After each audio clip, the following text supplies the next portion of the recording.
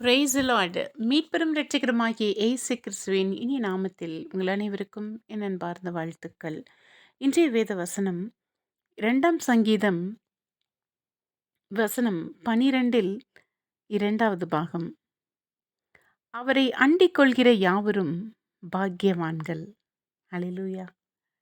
Blessed are those who put their trust in him. ஆமாம் அன்பார்ந்தவர்களே, மழை என்றால் நாம் ஓரிடத்தில் போய் அண்டிக் கொள்கிறோம். வெயில் என்றாலும் நாம் அண்டிக் கொள்கிறோம். வெயிலின் போது மரத்திற்கு கீழாக நாம் அண்டிக் கொள்கிறோம். ஒரு பாதுகாப்பு, ஒரு நம்பிக்கை. அந்த மரம் நம்மை வெயிலிலிருந்து காப்பாற்றும் என்று.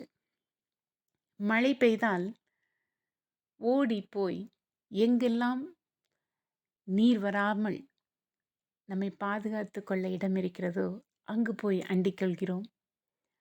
அது சின்ன கூடாரமாக இருந்தாலும் நான் நம்புகிறோம் அந்த தருணத்தில் அந்த இடம் நம்மை பாதுகாப்பாக வைக்கும் என்று.